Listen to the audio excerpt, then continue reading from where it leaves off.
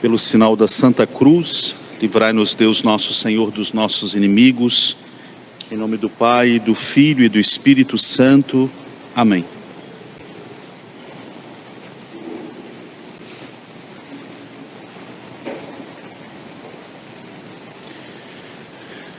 Reverendíssimo Padre Marco Antônio, meus queridos irmãos, filhos e devotos de Nossa Senhora das Graças.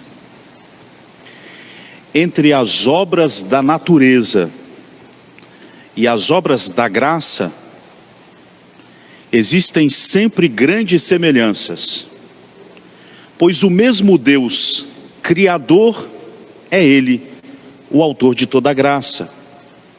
O mesmo Verbo no qual todas as coisas foram feitas, encarnado, feito homem, é Ele, fonte da abundante graça para toda a humanidade. Na natureza, queridos irmãos, o orvalho da noite, o sereno, ele tem a sua importância para o solo. Ele fecunda, ele faz fértil, ele é importante para o desenvolvimento das plantações. Ele faz florir, florescer, frutificar as plantas. Assim também, na ordem da graça, o coração humano como um solo, como um terreno, necessita do orvalho da graça de Deus para se tornar fértil, para ser um solo fecundo. O coração humano necessita da graça de Deus para produzir virtudes, para frutificar em frutos bons de santidade, de virtudes. Todos nós necessitamos da graça de Deus. É por isso, queridos irmãos, que todos nós necessitamos, para que possamos crescer em santidade, para que consigamos produzir obras boas, fazer o bem, fazer bem feitas todas as coisas, para que possamos produzir virtudes, alcançarmos méritos e no final das contas, a glória do céu, necessitamos, como um solo, do orvalho, da graça de Deus. Na Sagrada Escritura, o orvalho, o sereno da noite, é sempre figura da bênção divina, da graça divina. De um outro lado, queridos irmãos, um terreno na natureza, onde existe um excesso de umidade, como o orvalho da noite ou o sereno, que cai em um terreno já umedecido, traz prejuízos, bactérias, fungos, o mofo. Este terreno, em excesso de umidade, reclama pelo brilho do sol, pelo calor de um novo dia. Assim também a humanidade, encharcada pelos vícios, a humanidade encharcada pelo desvio das paixões, a humanidade antes de Cristo, dominada pelo pecado, necessitava, clamava pelo sol divino, pela vinda do Salvador, pela vinda do Messias que ia trazer luz, calor. É assim que rezaremos daqui a pouco com a liturgia, no tempo do advento que está tão próximo. Orvalhai, ó céus, que as nuvens chovam o justo, abra-se a terra e germine o Salvador. A humanidade perdida nas trevas do pecado, a humanidade perdida nos vícios, no excesso das paixões desordenadas, clamava, necessitava pela vinda de Jesus, o sol divino, como um terreno umedecido em excesso de umidade, reclama o calor e o brilho do sol de um novo dia. Queridos irmãos, nós também, quando nos sentimos carregados de pecados, de vícios, quando nos sentimos dominados pelas nossas paixões desordenadas, necessitamos do calor do sol divino, da graça de Cristo. Necessitamos de Jesus. É por isso que Ele nos diz: sem mim nada podeis fazer. Na história da salvação, no tempo dos juízes, Deus escolheu Gedeão para salvar o seu povo, para libertar o seu povo do jugo, do domínio dos pagãos inimigos. Gedeão pede a Deus um sinal de que ele era de fato escolhido e de fato ele lutaria, ele chefiaria um exército em nome de Deus, trazendo libertação e vitória para o seu povo. Deus então faz o orvalho da noite cair com uma abundância sobre o velo de Gedeão, um pedaço de lã que amanheceu encharcado de sereno do orvalho da noite, enquanto toda a terra em volta permaneceu seca. Gedeão, não contente, pediu um novo sinal. Então, na noite seguinte, Deus faz o contrário. A terra amanheceu umedecida, cheia do orvalho da noite, enquanto o velo de lã de Gedeão permaneceu seco, sem o contato com o sereno. Aí, queridos irmãos, uma figura de Maria.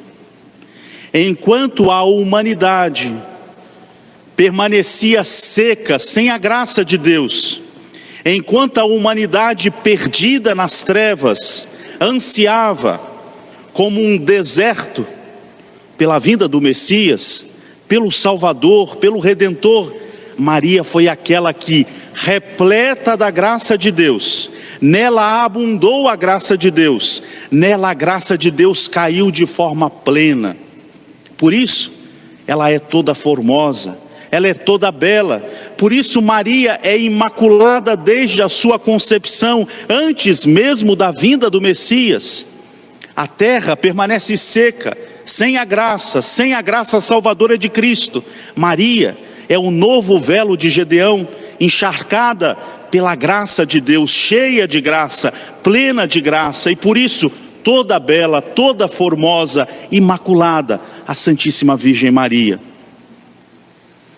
De um outro modo, no segundo sinal, enquanto a terra toda perdida nas trevas, encharcada pelo pecado, pelos vícios e pelas paixões desordenadas, Maria é o novo velo, como o velo de Gedeão, isenta de todas as paixões, isenta de todo o pecado. É ela concebida sem pecado. Enquanto todos os homens permanecem no pecado, são contaminados pelo pecado, dominados pelas paixões, Maria é imaculada, é sem mancha alguma, é toda pura, é toda sem pecado. Nela não existe concupiscência, nela não existe pecado, nela não existe mancha alguma que suje a sua alma. Queridos irmãos, por isso ela é a mulher que pisa a cabeça de Satanás.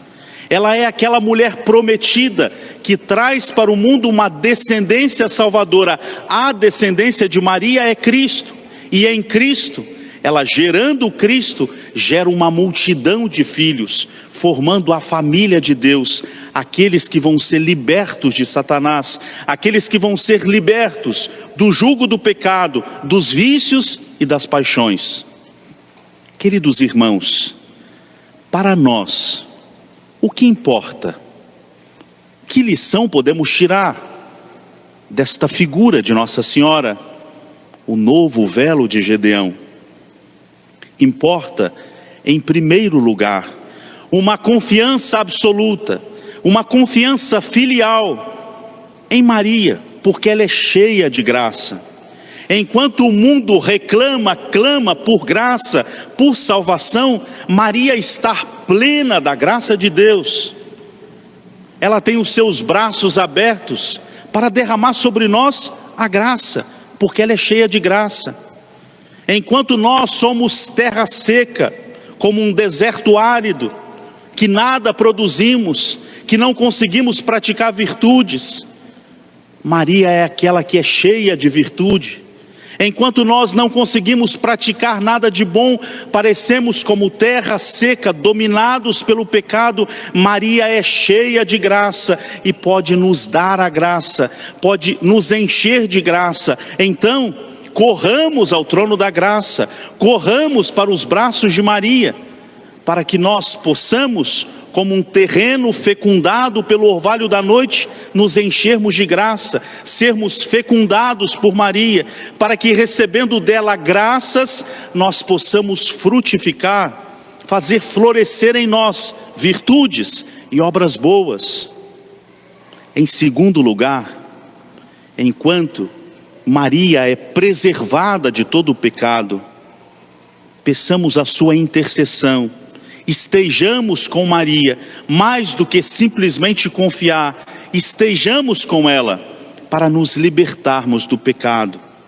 Ela é isenta de toda mancha de pecado, enquanto a terra inteira parece dominada pelo pecado, e mesmo depois da obra redentora nos nossos dias, parece que o pecado domina o mundo. Estejamos com Maria, para que sejamos livres das paixões. Estejamos com Maria para que sejamos livres do pecado. Estejamos com Maria para que não caiamos ou não nos entreguemos aos vícios. Na hora da tentação, em meio à procela, em meio à tentação, à turbulência, à provação, olhe para a estrela, invoque Maria. Mesmo quando caídos pelo pecado, vencidos pela tentação, olhemos para a estrela, invoquemos Maria. Ela é o refúgio dos pecadores, ela tem graça para nos oferecer, ela é uma mãe que nos toma pela mão e nos leva a Jesus, e Jesus tem graça para nos salvar, Ele é o Redentor. Importa para nós, queridos irmãos, que Maria é cheia de graça, e nela nós alcançamos graça. Corramos ao trono da graça. Importa para nós, queridos irmãos, que Maria é sem pecado, isenta de toda mancha.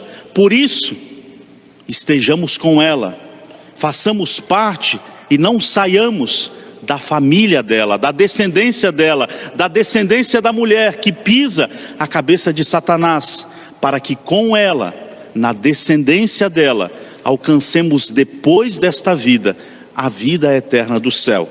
Como rezamos na Salve Rainha, depois deste deserto, depois deste desterro, que nós possamos ver Jesus com Maria no céu. Louvado seja nosso Senhor Jesus Cristo.